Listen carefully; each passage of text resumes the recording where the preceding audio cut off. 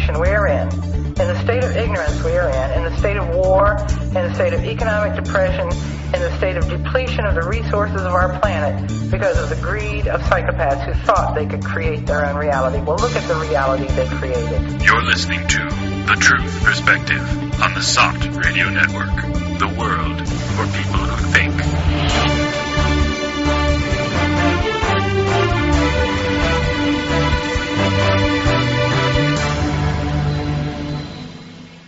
Hello, today is Sunday, August 13th, and welcome to The Truth Perspective, everyone. I'm your host, Elon Martin, and with me in the studio today is Harrison Keeley. Hello, everyone. We are very happy to have back with us today J. Michael Springmann, an attorney and former diplomat with the U.S. State Department. Mike is a seasoned veteran of U.S. politics and geopolitics. His views and research are greatly informed by the years he spent in Germany, Saudi Arabia, and India in diplomatic service. Last fall, we had him on the show to discuss his book, Visas for Al-Qaeda, CIA Handouts That Rock the World. And today we'll be discussing his new book, Goodbye Europe, Hello Chaos, Merkel's Migrant Bomb. Welcome back to the show, Mike. Well, thank you for having me back. I am quite pleased that I can speak to you and your listeners and tell them a bit about the new book. It's a fantastic book. As we were saying briefly before the show, it goes out into all kinds of directions, cited with a lot of research. If you think you have a grasp on the issue at hand, the migrant crisis in Europe, think again. It sprawls out into all kinds of different directions. But before we begin discussing your book, I thought for our listeners it might be interesting to just get a kind of a recap for those who've never read Visas for Al-Qaeda and or who might have listened to our interview with you last fall. So I'm wondering, Mike, if you can just briefly mention those main points and things that you discovered that are crucial to the points that you make in your book, Visas for Al-Qaeda, and then we'll move on and discuss your new book a little bit. Sure. In a way, Visas for Al-Qaeda is a precursor to Goodbye Europe, Hello Chaos. It showed what the United States did to create international Muslim terrorism, starting with the war in Afghanistan against the Soviet Union. I had been assigned to Jeddah as visa officer, and found myself in a really strange situation because I'd been told by the American ambassador at the time, Walter Cutler, before I left Washington, that my predecessor had created such problems for the embassy in refusing visas to the servants of rich Saudi women. And I thought this was really strange, and he was telling me something, but I couldn't for the life of me figure out what it was. And when I asked the guy who was the Saudi desk officer, the fellow who followed events in Saudi Arabia for the State Department in Washington about this, he just said, oh, well, Cutler, he's just a queer duck.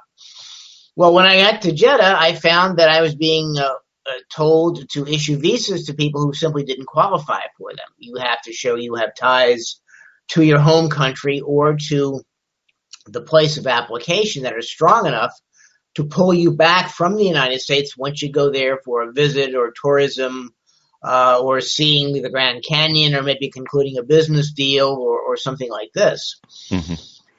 And, you needed things like a job or a business or family ties and so on. And I would get people that wanted to go to a trade show in the United States, but couldn't name the trade show and had no idea in which city it was going to be held.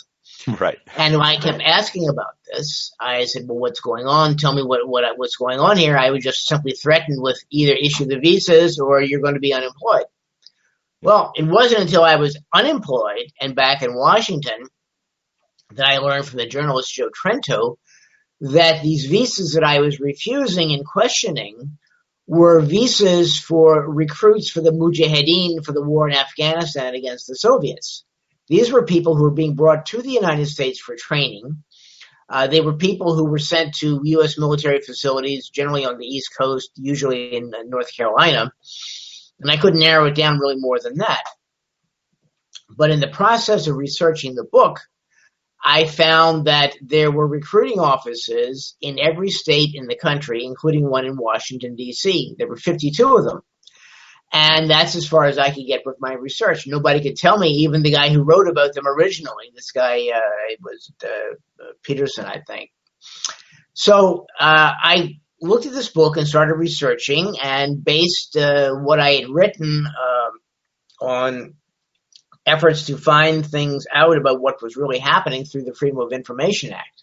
I had filed 2 lawsuits in all, some 20 years apart, trying to get the documents that I had used, listing the names of the people who had applied for visas and which I had refused, and then had written down, reversed by order of J.P. Frere's American Consul General. Well, somehow they disappeared. They were shredded after I left, or the copies I had made were shredded after I had left. And the State Department claimed that, we shredded all the documents, which was not the case. We issued about 40 or 45,000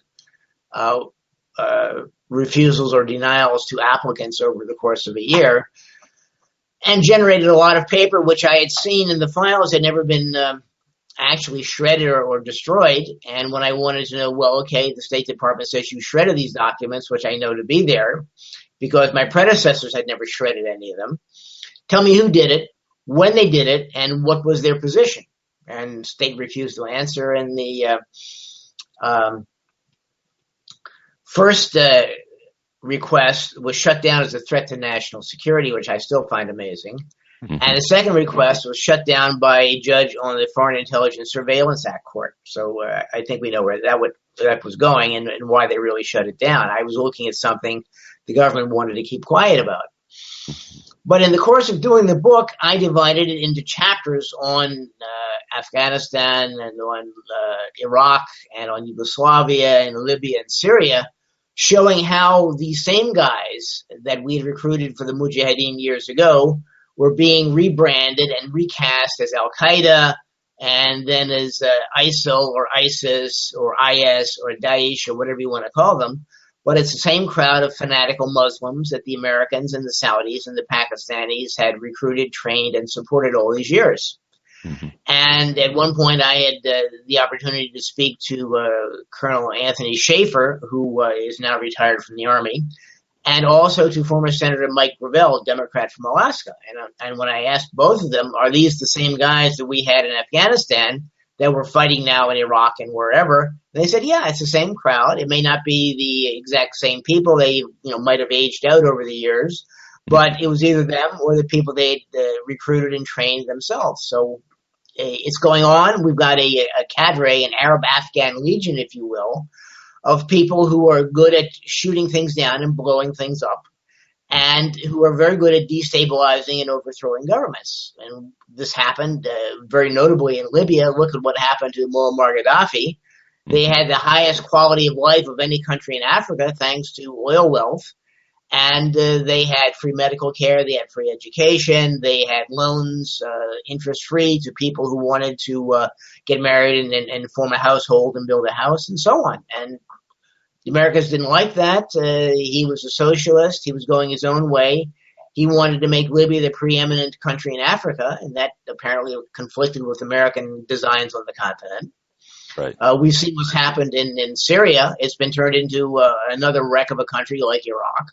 Mm-hmm. And it still has a functioning government, but the Americans and the European allies and the Arab Afghans and the Saudis and the Gulf countries, notably Bahrain and Qatar and the United Arab Emirates, are doing their best to print passports for terrorists who are they supply them with weapons, they supply them with education and training and so on. So it's a long road with the same people running the show. And it's I don't see an end to it, unfortunately. Mm-hmm. So basically, you discovered this governmental. I think we're getting a little bit of an echo. Okay.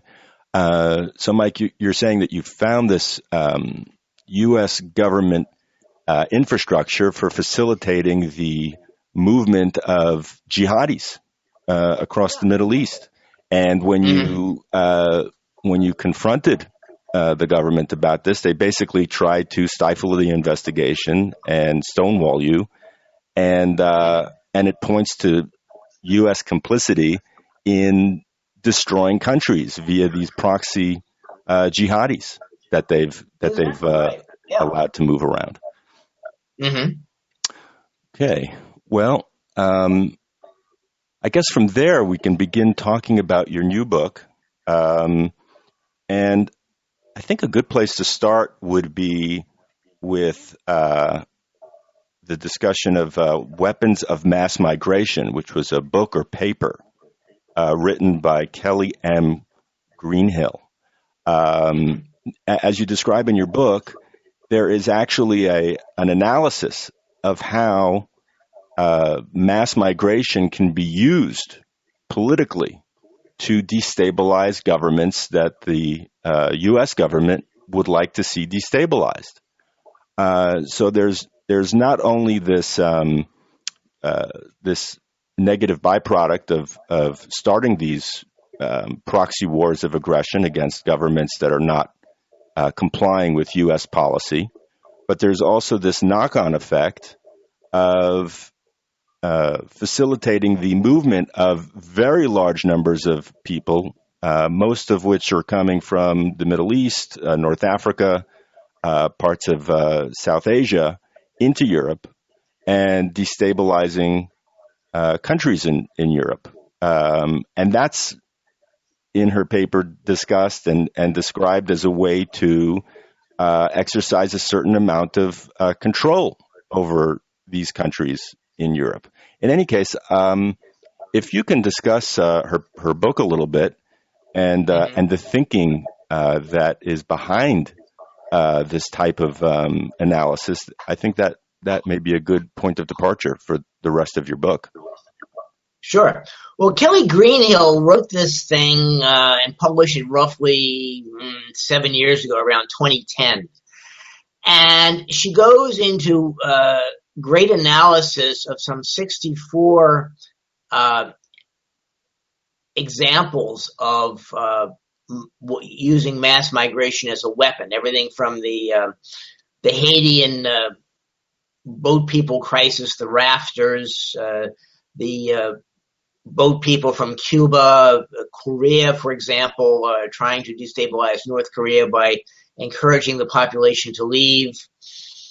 And she goes back and forth with some analysis in detail, and it's remarkably hard to get through. I mean, it's in English, but it's in very academic English.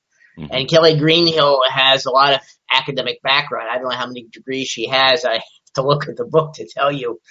But her biography shows that she has ties to all of the establishment schools like Harvard and Yale. She's in with the national security apparatus in most of these organizations, with DARPA, in fact, even at one point. And she was, when John Kerry was senator, she worked in his office on Capitol Hill. But the basics of what she writes about is you destabilize one country by forcing or encouraging its population to leave. It weakens them. They lose the doctors, the lawyers, the Indian chiefs, the capitalists, the people who put up the money for an investment.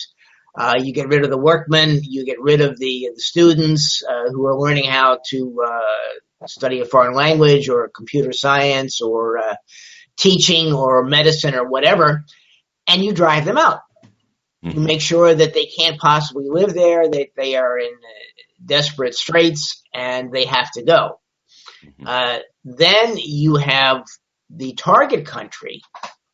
They are forced to accept this wave of migrants who generally don't have any connection with them whatsoever. I mean, you in the present situation, you've got people with an entirely different cultural background. You've got people with entirely different religions, languages, and educational levels. And what happens is you've got a country trying to absorb them. What do we do with 50,000 migrants in Munich, for example? We can't house them except in a sports stadium. And they either lie on the cold ground or we get an air mattress for them, but there aren't 50,000 air mattresses in all of Munich. So you've got these housing costs, you've got education costs, you've got to teach them a known language. There isn't a pool, for example, in Europe of native Dari or Pashtun speakers. And of course, the migrants, they don't necessarily speak the language of the host country that they're being driven into. And you wind up with people there. They don't speak the language. They'd have a different educational level. They are moving from a rural agricultural society, perhaps. They're not the high technical workers that you might need in for example, Europe, where you have a high-tech economy. You need people that understand computers and precise measurements and optics and things like this. So you've got the other issue, which is the split between the natives, the people who welcome them, the new people. They say, oh, they're these poor people. They're very much like the United States, where you have been conditioned for years to say, well, all these people from south of the Rio Grande are fleeing persecution and destroyed economies and revolution and tyrannical governments. It's our duty to take them in. Well, you also have the people who say, well, wait a minute. Who decides who gets in? Who decides what we do with them? We are in control of our country, not them. We get to decide. And then you have the split between these two branches of the native population, and you wind up with frustration and fights and battles, physical and mental and political, between the newcomers and the two branches of the natives who can't agree on what they want to do. And you've got uproar and chaos, and you have people that don't like where they are, can't go home again, presumably. And you've got the people who don't know what to do with them and don't know what to do with each other because they're not sure who should control the country and in which direction the country should go. Yes, that's a very big part of the issue here. And I do want us to get back into that in a little bit because this kind of has implications that are far-reaching in terms of what these mass migrations are doing to societies in Germany, and perhaps what they're even designed to do. Getting back to Kelly Greenhill for a moment, you said that she is actually part of the kind of national security apparatus. She's not only been part of higher education, so-called, in the U.S., but has held all of these high-powered positions in various places, including John Kerry's office for a time, you said. And I'm wondering, Mike, if you can just speak to how influential her thinking is. I mean, is her paper Weapons of Mass Migration, is it kind of an afterthought, or do you think that people in the defense industry and Washington and lobbyists and think tanks have actually looked at it and said, hey, this is actually a good idea. We can achieve some geopolitical objectives by following through on this. Let's see how we can implement it. Well, exactly right. That's the thing. I think it's a pattern or a cookbook or a guidebook on how to destabilize countries using migration. You've got, to begin with, you've got countries that have to face what she calls hypocrisy costs. They say they've signed treaties, conventions on migration and immigration and asylum and refugees that spell out what they have to do when somebody crosses the border and says, I need asylum because I belong to a particular religion, tribe, ethnic group,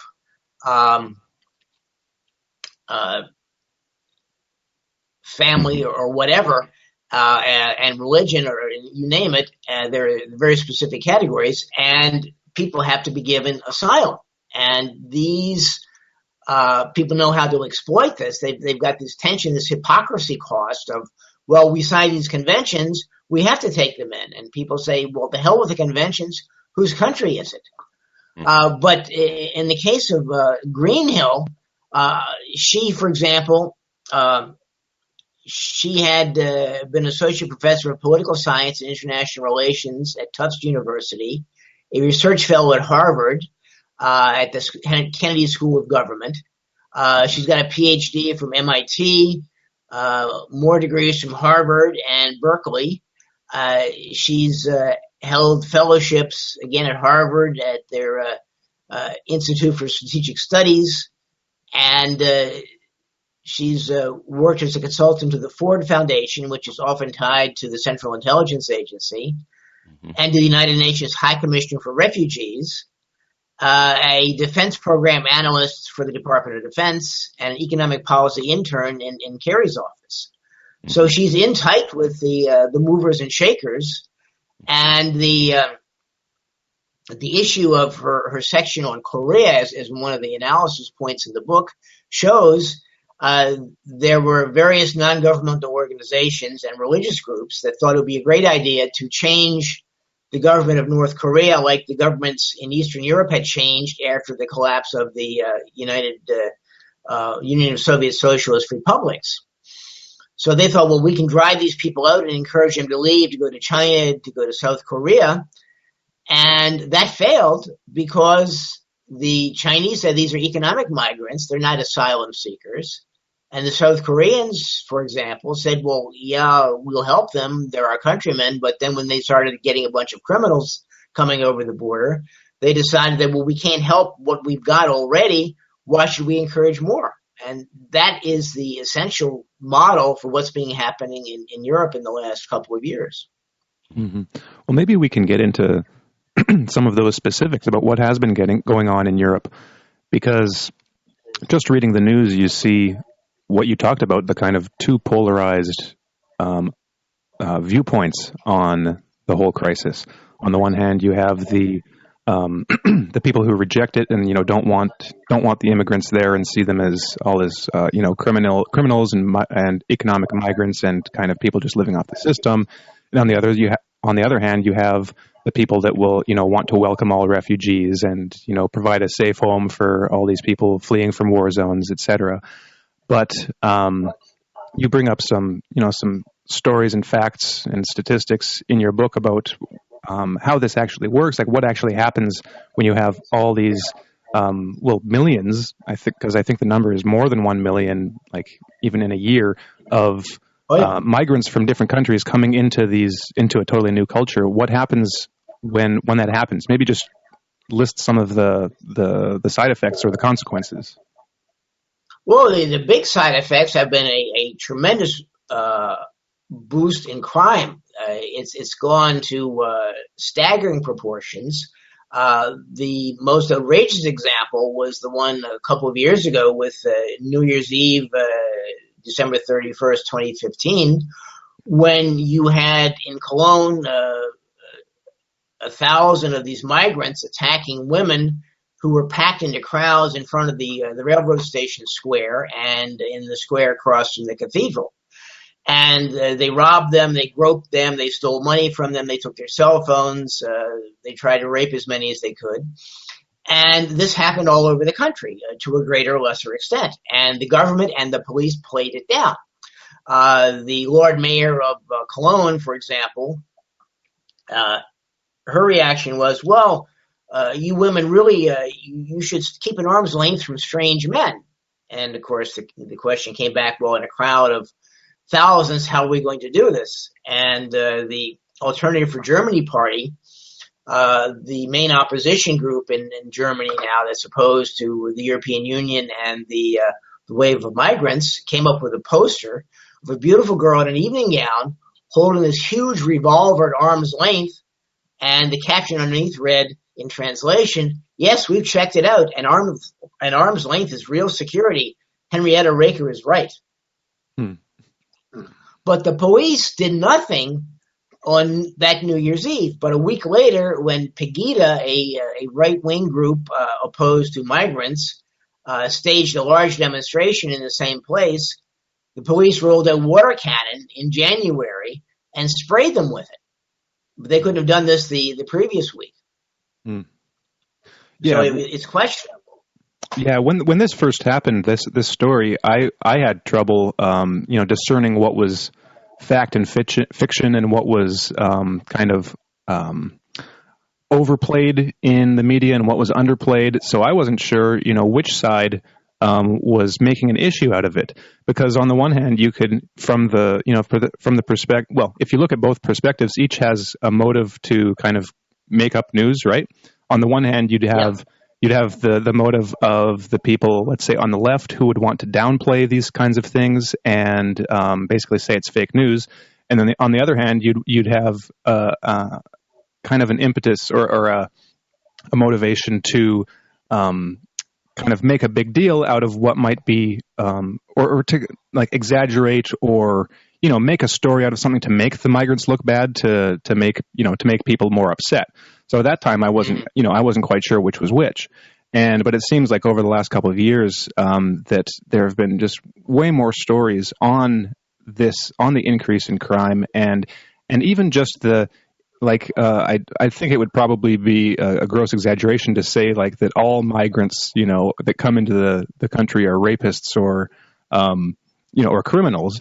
But just the fact that there might be a higher percentage would be enough to make it to the news and make it a noticeable issue. But one thing that I wasn't familiar with was a statistic you give, or not necessarily a statistic, but just it's probably from an analysis of statistics. But that is that when you have a group, like an age group that is predominantly male, then crime goes up. It's just like a statistical correlation. When you have a group where, let's say, 70 or 80% of that group are males, and there aren't enough females to balance out the equation, essentially, then you will have more violent crime and more rapes, etc. And so you point out in the book that if you look at the statistics that have been released on the migrants, what are the percentages? Something like 70 to 80% are young men, right? Yeah, they're all under 35. Right, and so naturally you would have a higher. I was getting some echo. You would have a higher percentage of crimes just based on those population numbers. So in that sense, the people on the right are correct in raising this kind of issue. They may be wrong in the way they frame it, because it's not necessarily because they are. Because they have brown skin or something like that. You'd have this with any kind of any population coming from a different culture to another in those statistics, as predominantly young males. But on the other hand, you give a couple anecdotes of like your experience in India and Saudi Arabia. I was wondering if you could just give us your thoughts on what you encountered about like the kind of viewpoint when it comes to women when you went there. Oh, yeah. Well, in Saudi Arabia, I was told before I went at the Foreign Service Institute, the State Department's educational arm, they had a section on area studies where you learned about the country and the attitudes and the politics and the culture. And one of the things that stuck in my mind that from one of the teachers was he had said Arabs, essentially Arab men, believe that there are two kinds of whores, paid whores and free whores. That is, women who voluntarily go out with men. And in a region, in a culture where marriages are arranged and sexes are kept separate from the time they get to maybe 8, 9, 10 on, this creates problems when these people are set down in a culture where things are a bit more permissive, things are a bit more relaxed. And in India, I well remember a Christmas party I gave, and I invited some of the neighbors, one of whom was one of the Sikhs, an elderly gentleman, and I had various people from various embassies around town, plus people from the American embassy. I had a bunch of secretaries there. And a couple of them pulled me aside at the end of the party and said, look, that guy over there, he's absolutely something. He's groped us both, and the guy is absolutely shameless. So it's you've got a culture clash, and the Europeans don't know what to make of it. They haven't traveled for the most part to a lot of these places, except perhaps as tourists.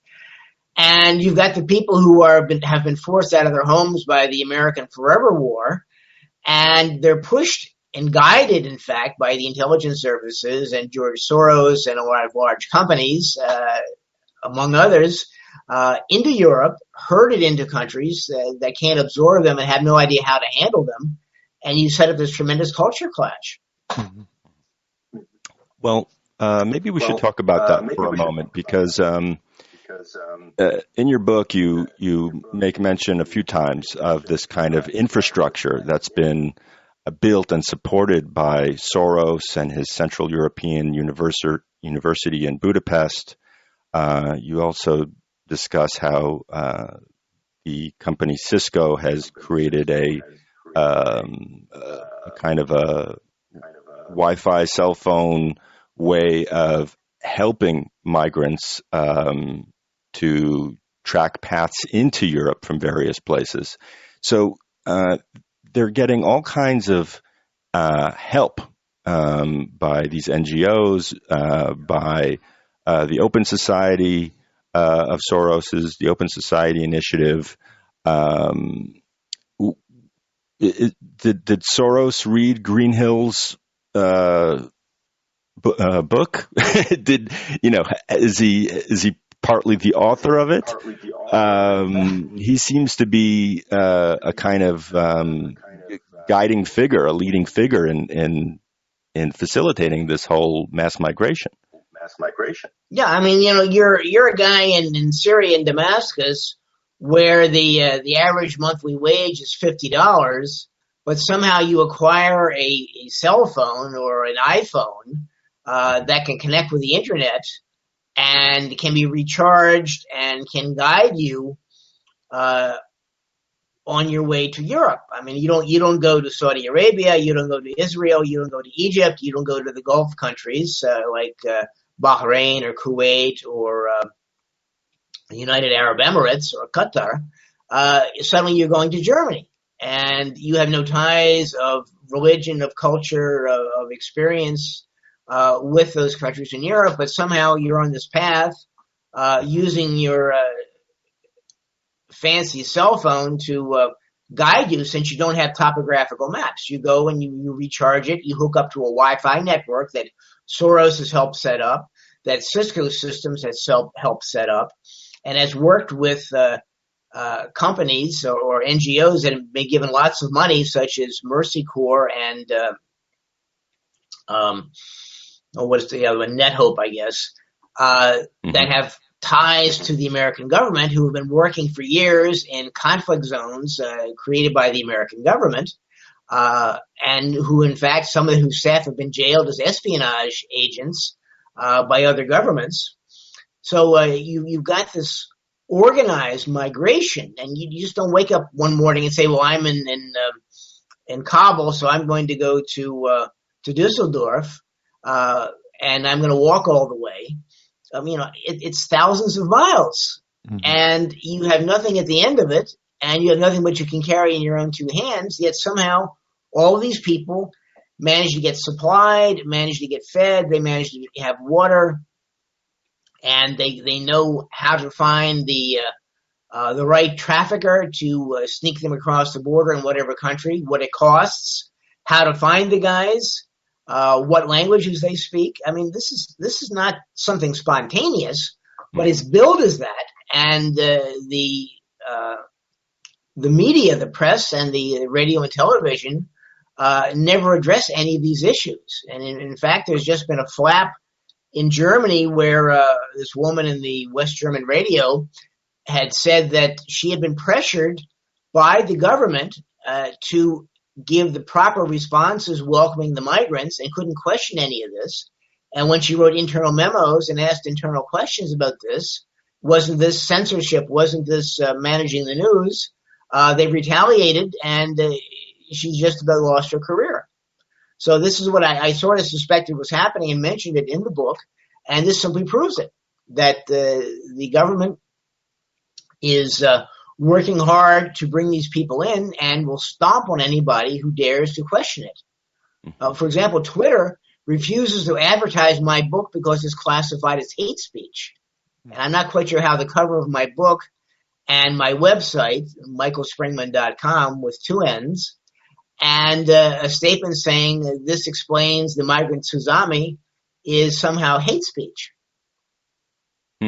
So it's a well-organized production with interpreters from the Budapest University that Soros is running and has a lot of trouble with the Hungarian government, which doesn't want the migrants, doesn't want quotas imposed on them, and says everybody is entitled to their own way of life, and it's a fine way of life in Hungary, it's a fine way of life in Germany, but not everybody in the world is entitled to that. Not everybody in the world can walk across the border and claim that as their birthright. But in the case of Merkel, who's putting people in jail and fining people substantially for questioning this, for criticizing the migrants, it's another story. Yeah, that seems to be part of the psyop, doesn't it? That if you're in any way critical of how this is occurring, you're somehow racist or bigoted or anti-migrant, or you have no compassion, and they're really wielding this through the media, through German media, as a kind of a sword over people's heads. Don't even think this way, or you will be punished and labeled and ostracized. I did want to. Yeah, go ahead. Well, so a few minutes ago, we talked about the kind of demographics of the migrants and the percentages of them that would be young people who would be more likely to commit crimes, if at all. The flip side to this would seem to be the discovery of various newly sprung cells of jihadis that are training or found training in various places in Europe, and you describe this in your book as well. And what you seem to be pointing to is the fact that on this wave of migration are piggybacked these cells of jihadis that are being sent in and organizing and training in Europe too. How much of that would you say is by design in the sense that you describe in your book, Visas for Al-Qaeda, Mike?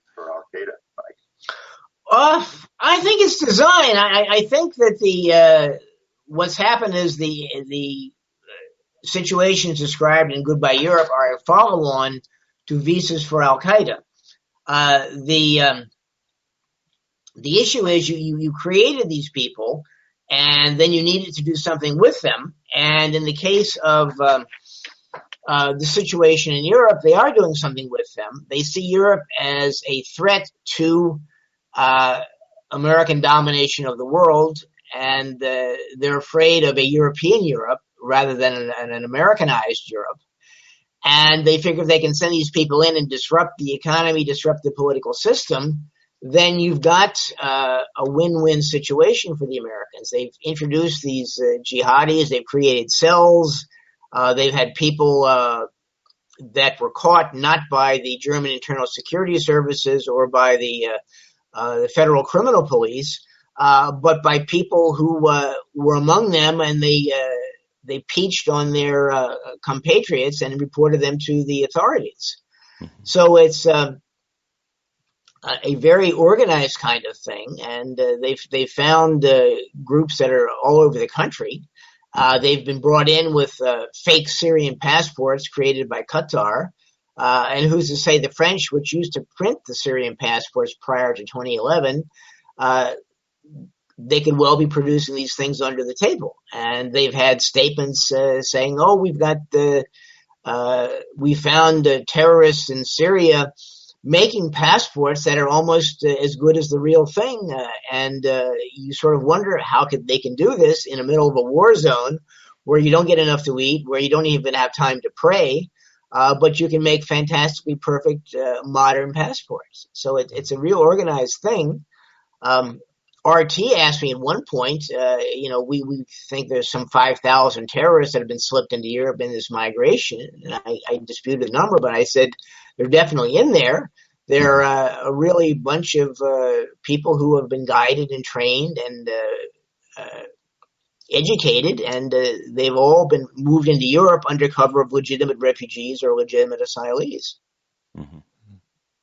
Well, one of the things I wanted to point out from the book was that.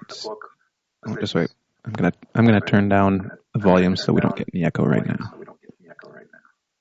So one of the things that stood out for me that I hadn't really considered is that you point out that in ordinary refugee crises, when there is a problem in a certain country, what you tend to see happen is that the refugees tend to congregate or be put in bordering states, and so there are refugee camps set up, and with the ultimate goal of the refugees returning.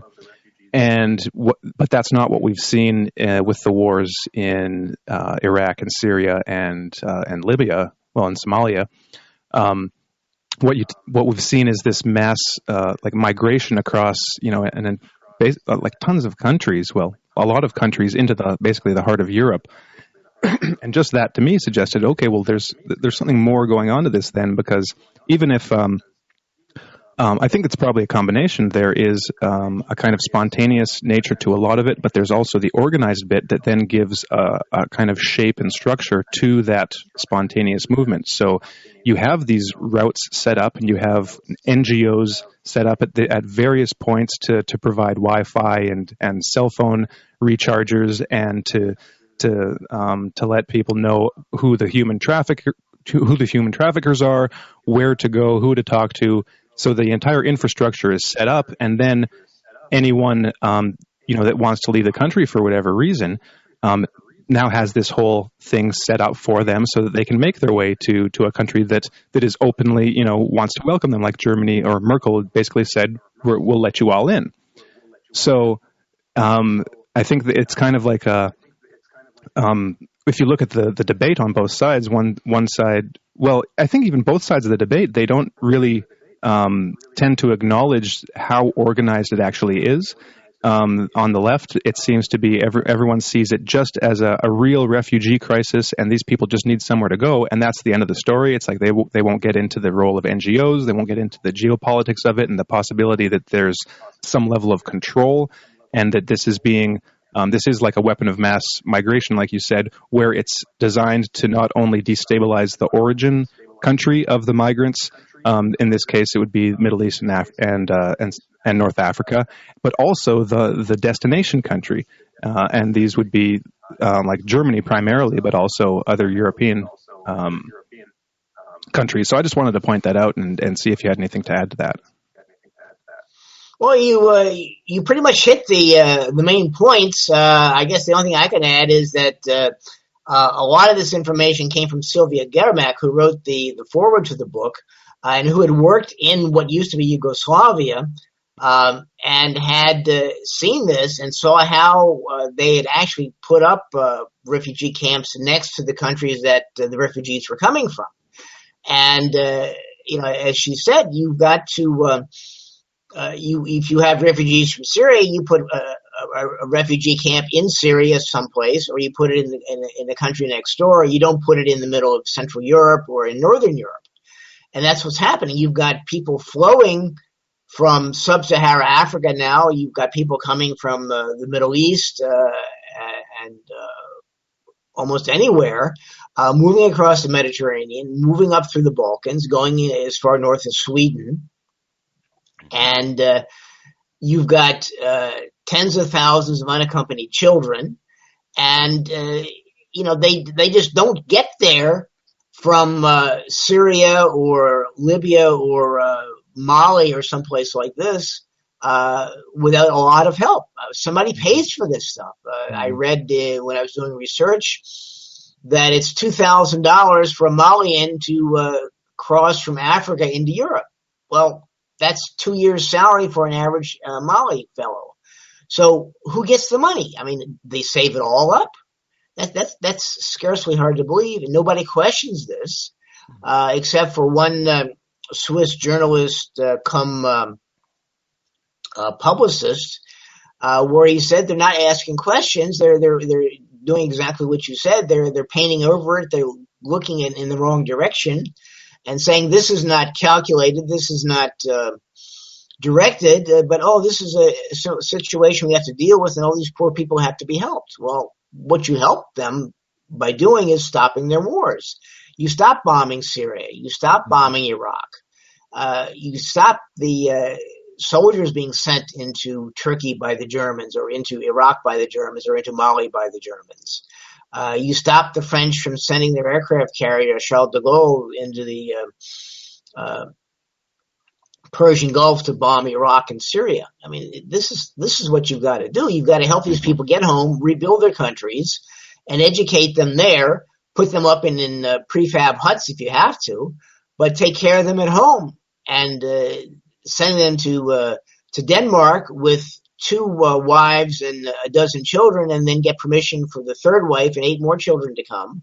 That doesn't work, especially if the guy claims he's too sick to study Danish and he's too sick to work. So it's nobody looks at what's really happening. It's trying to put a Band-Aid on a chainsaw cut without realizing that the chainsaw is still cutting. Yeah, it really is the elephant in the room. Stop these regime change wars, these humanitarian interventions, so-called, and you won't have millions of people leaving their countries for Europe or other places. Mike, Exactly right. the subheading of your book is Merkel's migrant bomb. And I wonder if we can talk a little bit about Angela Merkel, because you point out a few interesting facts about her that I didn't know about. She was a particularly kind of maneuvering politician, capable of well, let's just say that she's very political. She was able to kind of pull ahead of her mentor, Helmut Kohl, in the 90s. She has a background in East Germany, where she was working with the Stasi, the intelligence agency there, which was particularly oppressive. And she claims that she was only working as a minister of culture or part of that.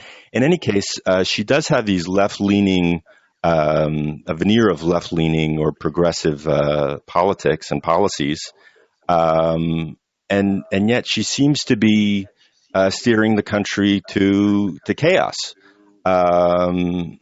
under the veneer of trying to help migrants. I wonder if you can just speak a little bit about her and where her allegiances lie and what it is you think that she is trying to accomplish. Well, I don't think her allegiances lie with the well-being of the Federal Republic of Germany. She swore an oath to protect and defend the Constitution and support the well-being of the German people and so forth.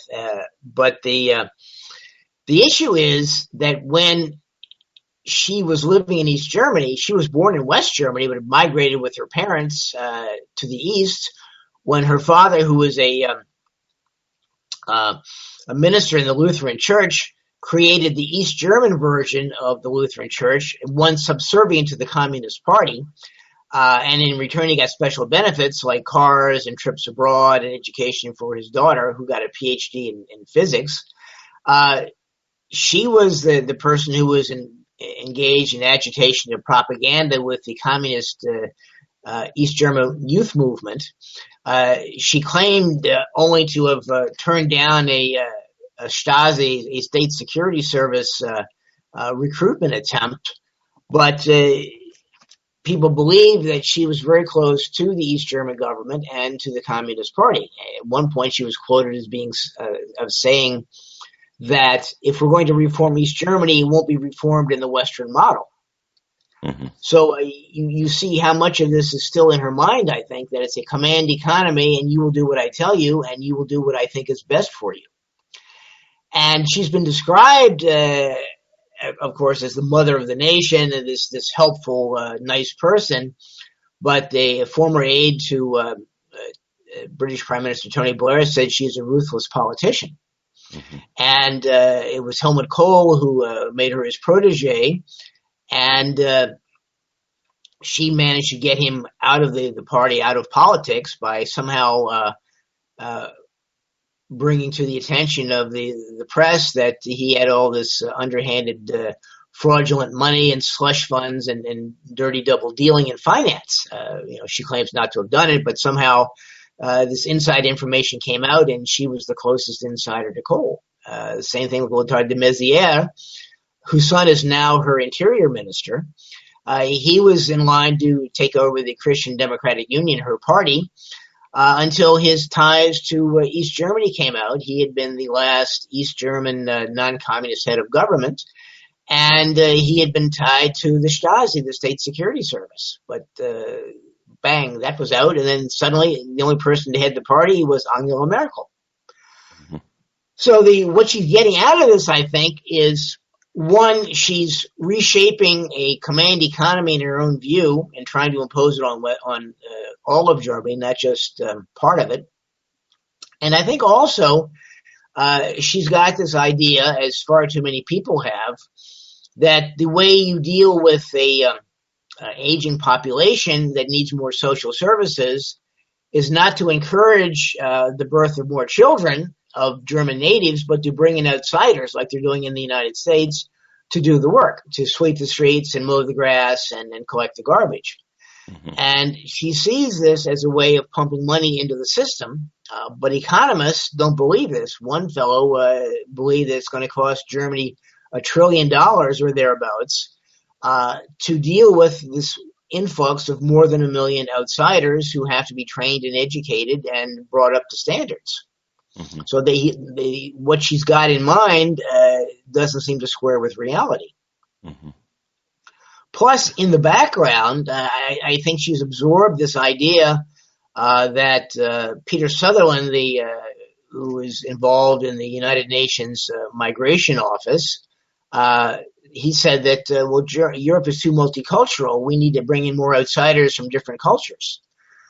And you had this Dutch politician, Diederik Samson, who persuaded Mark Rutte, the prime minister, to work out a deal with Merkel that was cooked up by Gerald Knaus, a Austrian think tank head, to create a system where they would bring in 250,000 migrants a year, or maybe as many as 500,000 from Turkey, mm-hmm. and alter the cultural landscape of Europe.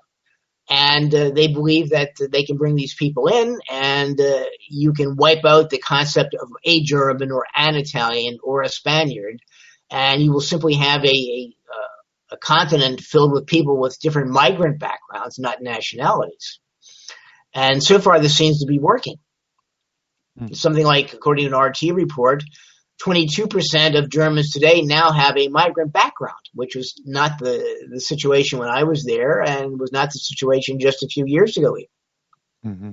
Well, on the one hand, it works, but on the other hand, it's not working because it's not working in the way that the politicians say that it should work, right? So, like you said, it's debatable whether the economic angle works because it seems that it might actually cost Germany more to support all of these migrants, as opposed to them actually making enough money to support the welfare system for the aging population in Germany. And then whether the multicultural aspect works or not, I mean, I think that for the people that support multiculturalism as an ideal, the way they picture it is basically a bunch of different unique cultures living in harmony. And that doesn't seem to be working either, as you can see just by looking at the news and seeing the reaction to what's going on. So from that perspective, I'd say it's not a success.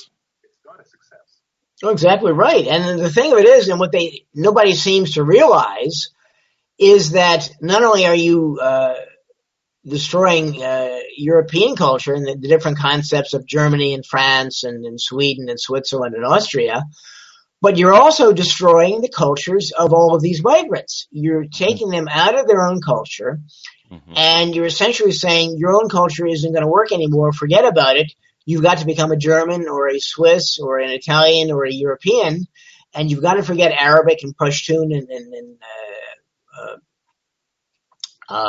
Dari, and you have to forget the history, the thousands of years of the Middle East and optics and philosophy and medicine, and become Europeans and totally close the door on your own heritage. And that is a tragedy that nobody seems to realize, that they're harming the migrants as much as they're harming the Europeans. Mm-hmm.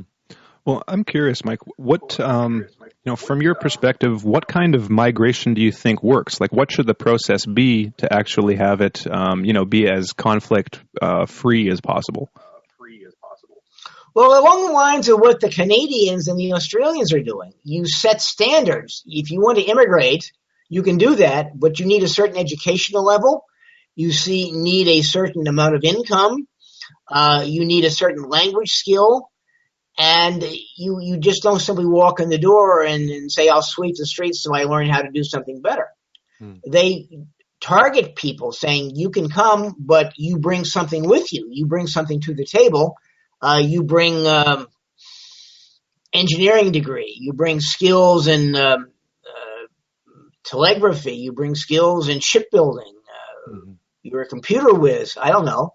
But, you don't come here and live off of us. You bring something to the table. You bring money with you. We don't want to spend money teaching you Italian or Spanish or Swedish. We want you to have a grasp of the culture and a grasp of the language, and have a certain educational level and a certain amount of money in your pocket before you walk across the border. Right. And that's not happening in Europe. This guy Sutherland, in fact, said, we don't want to bring in the highly educated, skilled workers. We want to bring in everybody. Yeah. Well, another angle that I tend to think about when I just try to think about the issue is I kind of think about my position. So if I were to move to another country, how would I approach it?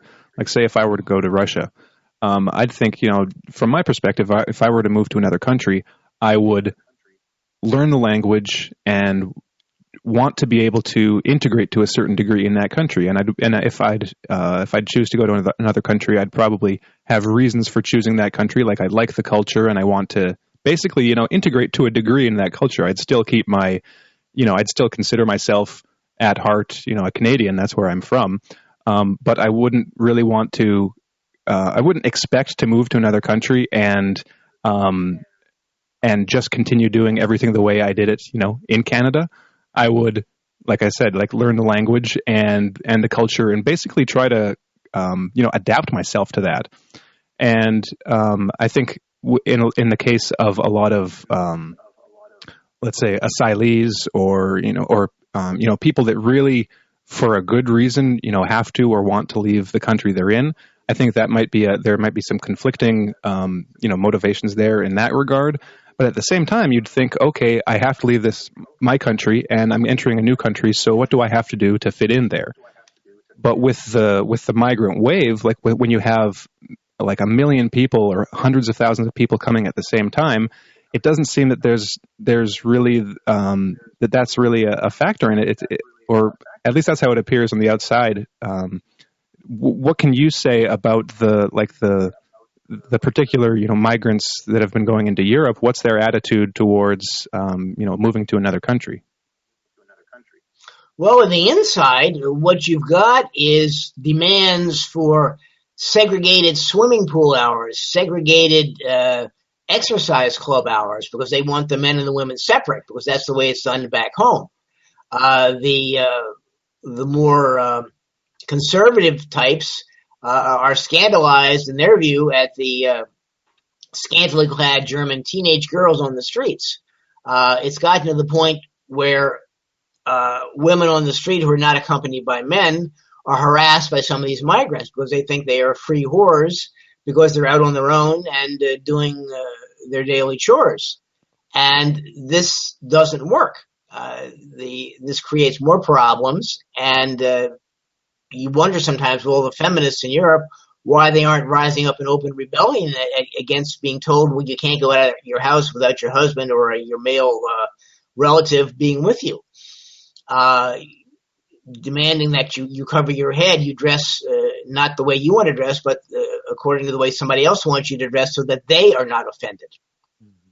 And it's getting to the point where in some of these schools where they have Christmas celebrations, they're forbidden to do it because most of the people in the school don't celebrate Christmas.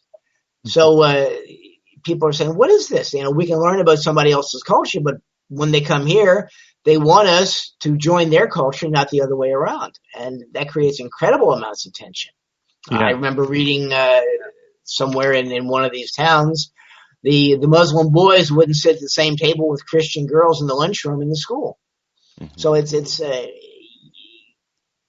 astonishing, because my Arabic teacher and a TV producer in Beirut that I know said in the Middle East, Christians and Muslims celebrate each other's holidays. Mm-hmm. But in Europe, it's not happening. It's they're walling each other off. The Christians are here and the Muslims are there.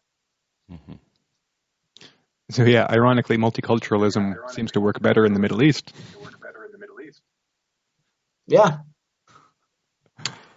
Mike, you make the point in your book that the German security services, the BFV, the domestic kind of version of the FBI, it sounds like, has been doing a really poor job of keeping track of people who they know are likely to commit terrorism, who have ties to various terrorist organizations. Criminal pasts. At one point, you mentioned that the Chancellor's office submitted in the Bundestag sweeping authority for security services to spy not only on foreigners but on German citizens. It reminded me quite a bit of what we're seeing in the U.S. Vis-a-vis all the legislation that came after 9/11 and the curtailing of rights in the U.S. and mass spying. I wonder if you think that this migrant crisis is also facilitating some kind of totalitarian movement among Merkel and her cadre of politicians. Is there something like that we're seeing in Germany right now that can be comparable in some ways to what we've seen in the U.S. in the past 16 or so years? Yes, that's exactly right. They're putting more controls on people at airports, putting more investigations of legitimate travelers. They're working very closely with Homeland Security in the United States, the FBI and the CIA, and they are doing their best, for example, to control already controlled firearms on the continent. Like Germany, I mentioned earlier, they're putting controls on who can speak out and where, and if you don't speak the right way, you go to jail or get fined. And it's not the Alternative for Germany party or this Pegida outfit or Marine Le Pen's Front National. It's the establishment. It's the center or the left of center governments that are giving more rights with fewer restrictions to the external and internal intelligence services. That the German external service, for example, can now can monitor telephone or email or electronic communications if they think there is a reason to do it, and it doesn't matter whether there is a citizen on one end of the wire or not. They're going to do it. The same thing holds for the Internal Security Service, which is essentially like MI5 in Britain, or it's the domestic version of the External Intelligence Service, so that it's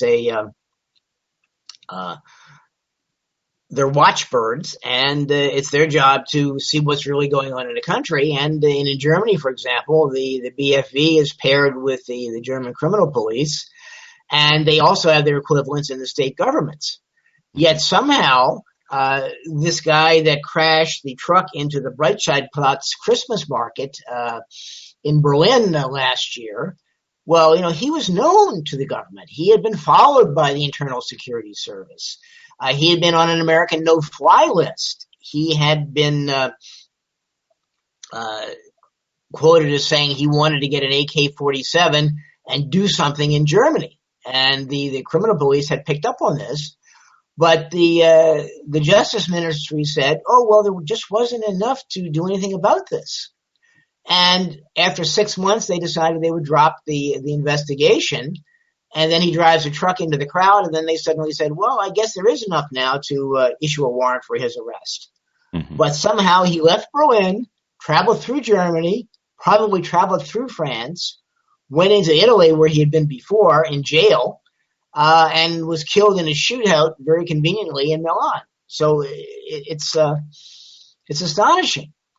There was another case of this Afghan who raped and drowned Maria Ladenburger, a medical student in Freiburg in the southwest in Germany.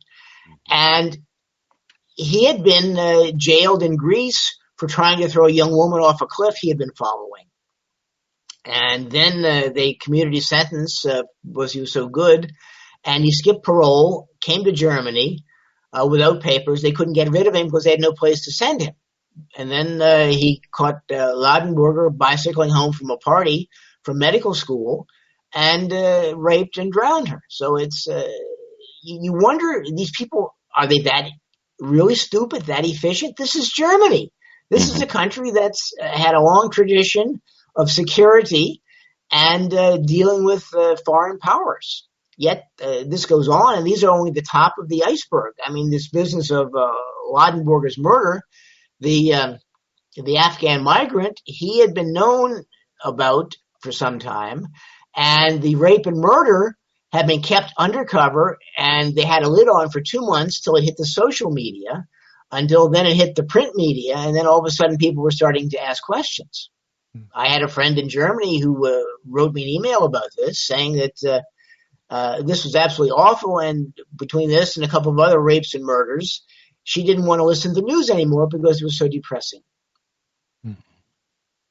Mike, could you talk a bit about what you think about the rise of kind of the right-wing response to this whole situation, the rise of the right, essentially? Yeah, I think that it's a direct result of this welcoming of migrants, no matter what. I mean, the press tries to play it up as, oh, the right wing is lost. Marine Le Pen wasn't elected president of France, but she got 1/3 of the popular vote. And they made such a production of Macron getting an overwhelming majority for the French Parliament, but it was the largest abstention of voting in the history of France. So people didn't vote for him. They just simply didn't vote, period. In Germany, for example, the AfD, which is a farther right party, is being attacked right, left, and center by Merkel and the establishment because they're asking awkward questions. And it's a party that began just about 2003, I think. And they're already in most of the state legislatures and are poised to join the federal parliament with the elections set for about September of this year. They hate them. They attack them at every opportunity, but they're getting votes. And from what I've seen on their websites, they all hate Angela Merkel and what she's done with this migrant wave. And Pegida is a little bit farther right, but they can get 25,000 people into a demonstration in Dresden against the migrant crowd. So the Germans simply don't look at this. And when they do look at it, they send the police out in droves. In Cologne, in the last New Year's Eve, they sent police into the area. They had controlled access to the area around the railroad station and the cathedral. You had identity cards checked. They were checking people on the trains because there was proof that they were using their cell phones to organize another demonstration in Cologne. And the police boarded the trains, demanded identity cards, and took a fair number of people prisoner and held them and investigated them, which set off the Greens and some of the left parties saying, you can't do this. But they prevented another New Year's riot. But again, is this foreshadowing of the future. Will they do what they're doing in America, increasing control? So if you go down to the Washington Mall for the fireworks on the 4th of July on Independence Day, you've got police controls on what you can bring in. You can't bring any alcohol. You can only take certain containers. You have to be x-rayed.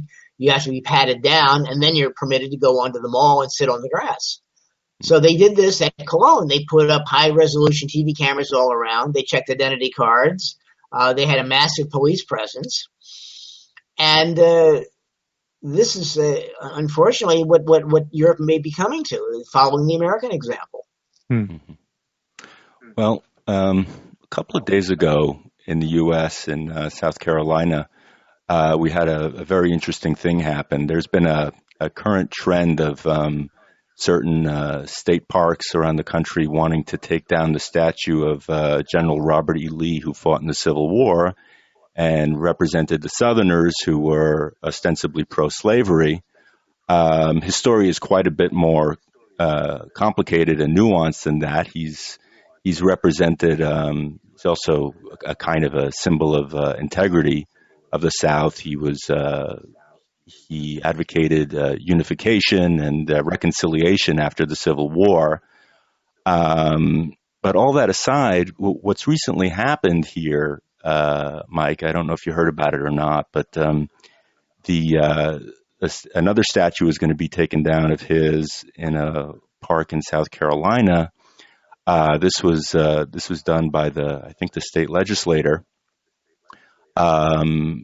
It seems to be informed by this movement of leftist, politically correct, so-called progressive thinking, and it created a backlash, a reaction among right-leaning people here who protested, who were called white supremacists, and maybe there were a few people who were racist among them, but that was a title given to them by the Southern Poverty Law Center, which you mentioned in your book as well, in a different context.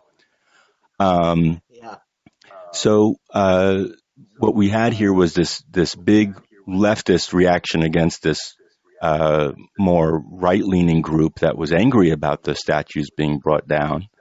And there is this kind of greater divisiveness here in the U.S. that seems to be reflected by a similar divisiveness among the left and the right that you mentioned earlier in places like Germany, where you're either accepting and liberal and helpful of migrants, or you're considered a racist.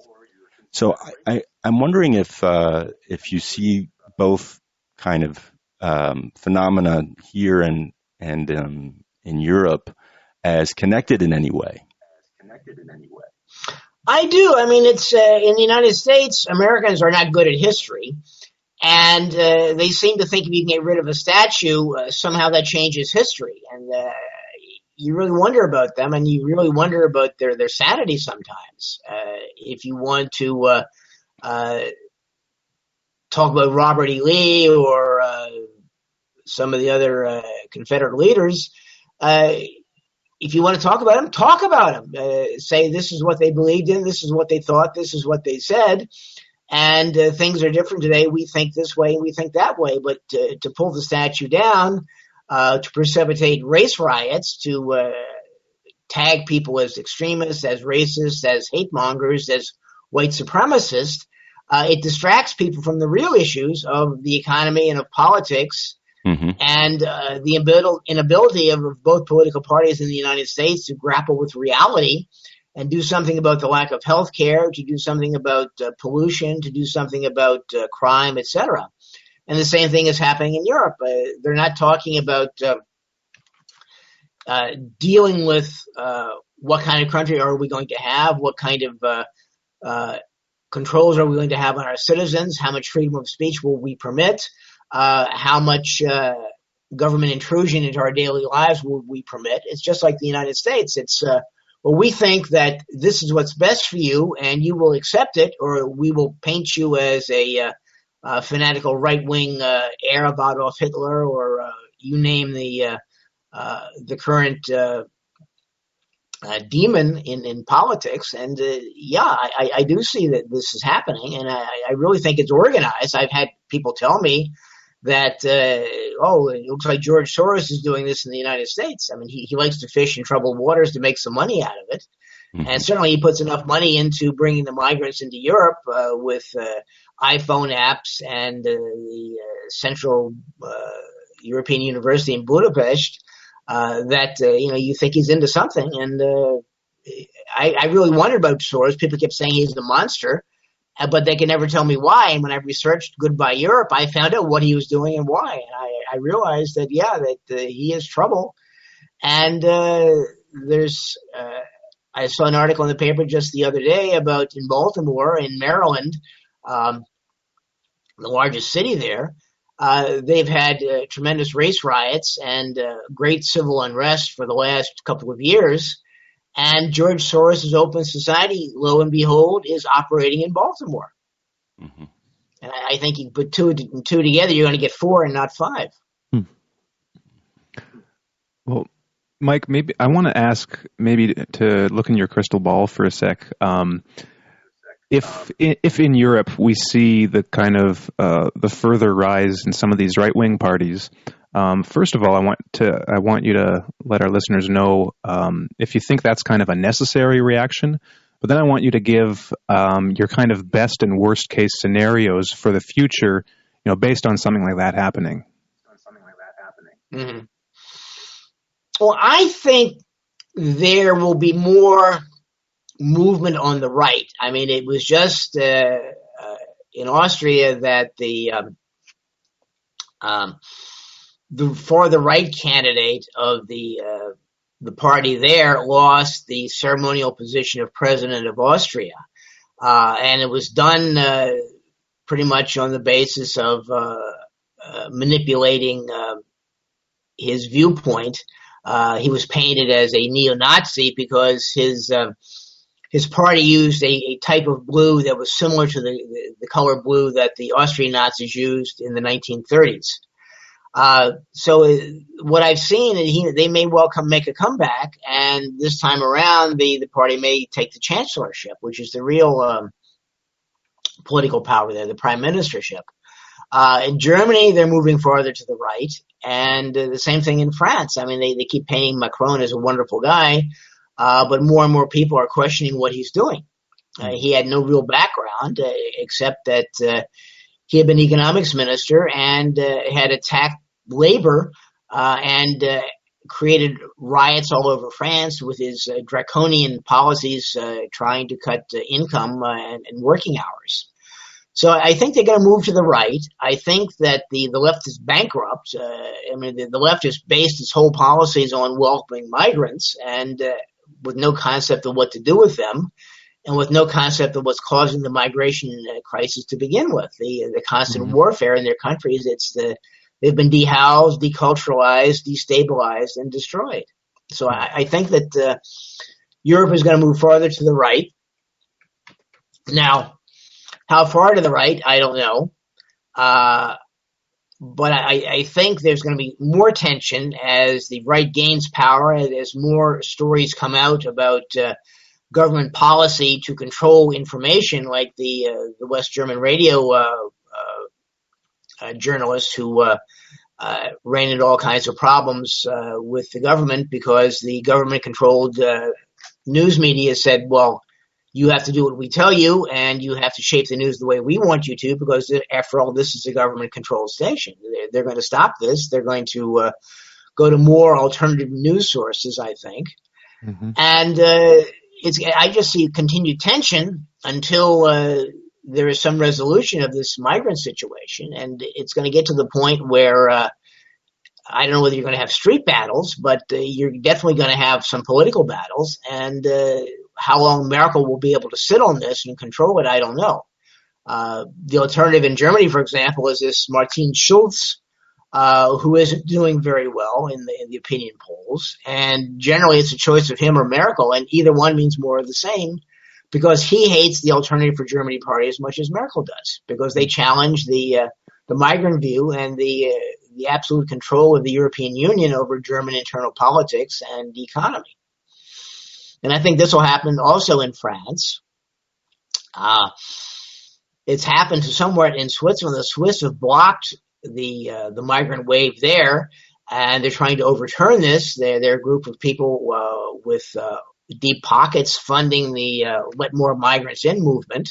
And in fact, one of the guys, WYSS, he's very close to Hillary Clinton and the Democratic Party in the United States, and he's contributed lots of money to them, as I see it, illegally. But, and in Austria again, the right may bring it off this time. It depends on who controls the news media and how many lies and in what form they can tell. So I see nothing but trouble for the future in Europe. Yeah. So what policies do you think can be put in place to deal with the migrant problem, and especially like for the existing migrants that are there, like the million plus that are there right now?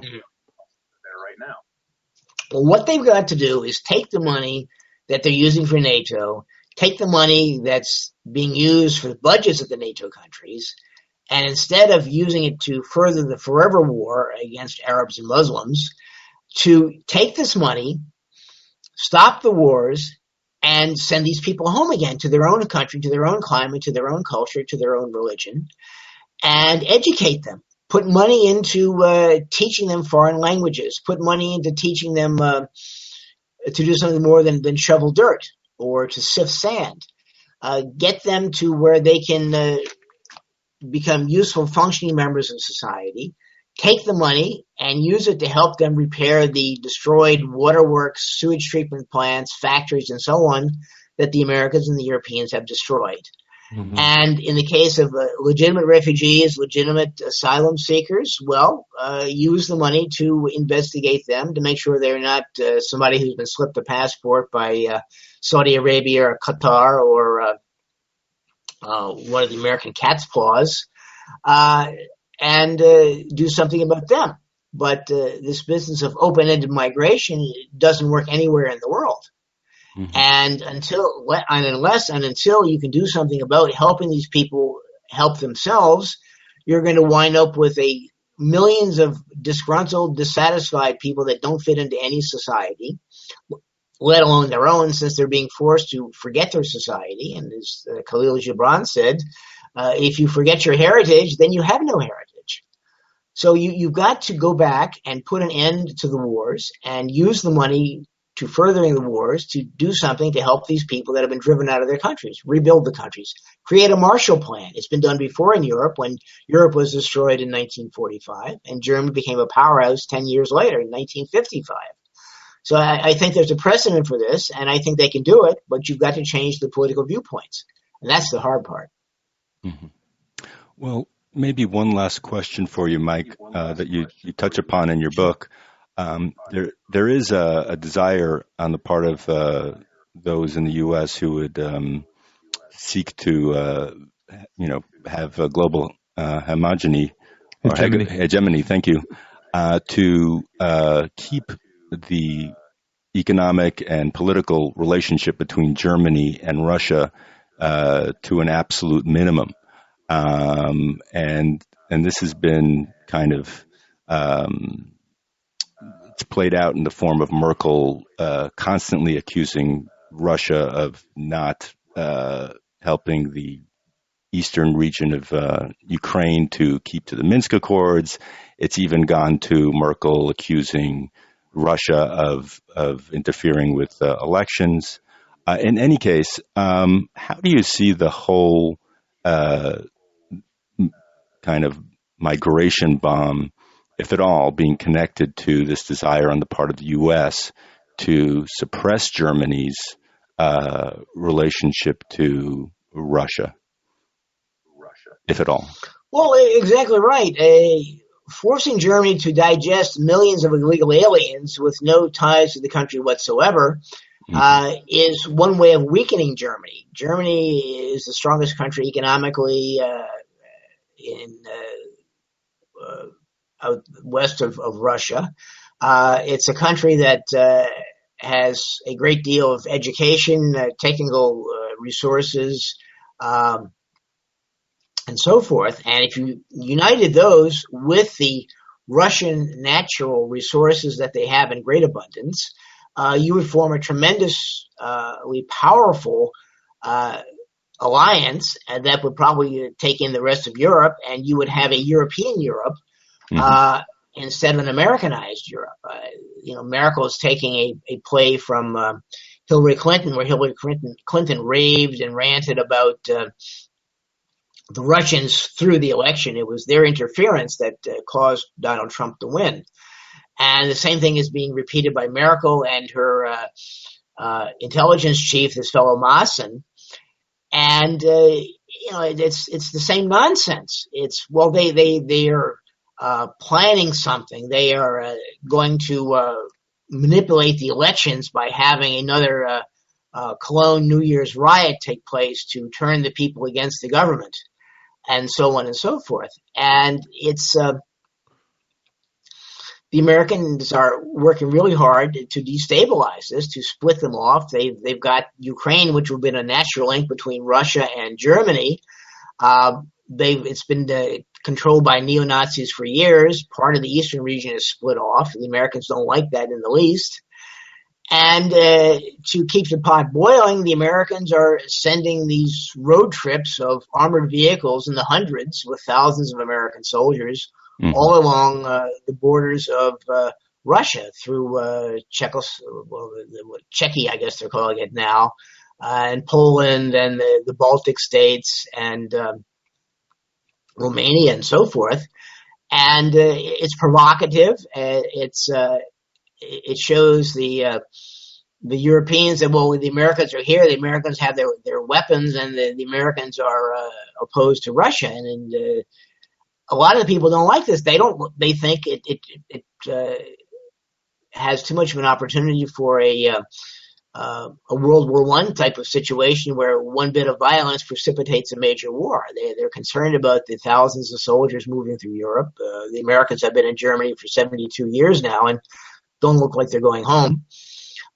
Germany's a target now for all sorts of terrorist activity, I would think, because you've got the headquarters of the drone strikes sitting at Ramstein Air Force Base in Germany. You've got the American Africa Command headquartered near Stuttgart. So I think that the Americans are endangering Europe really by their presence there, and in particular Germany, so that unless they can get the Americans out, Germany will be divided, Europe will be divided, and Russia will be pushed off to the side, and hopefully they can bring about a revolution there and get rid of Putin. It's a real mess, and I don't like the German attitude of blaming everything that's bad in their country on Russia. Mm-hmm. Well, Harrison, did you have anything else you wanted to add? No, I think we're good. Mike, we really appreciate you coming on today and talking to us about your new book, Goodbye Europe, Hello Chaos, Merkel's Migrant Bomb. A very interesting read, very informative, and thank you so much. Thank you. I appreciate the opportunity to come on. I think that it's marvelous that you had me out to talk to your listeners, and I'm delighted and gratified. But all I can say, I guess, is you can buy it on Amazon as either an ebook or as a print edition. Great, and we recommend that our listeners check it out and go to your website. It is michaelspringmann with 2Ns.com. Is that correct? That's right. And it has background on the book. It has reviews of the book, and it has a link to Amazon. Great. All right. Well, thanks again, Mike. We'll talk again soon, and we'll see. Well, all you listeners will hear us again next week. So everyone, take care. All right. Thank you very much. I'm delighted to be able to talk to you. Thank you. Thank you.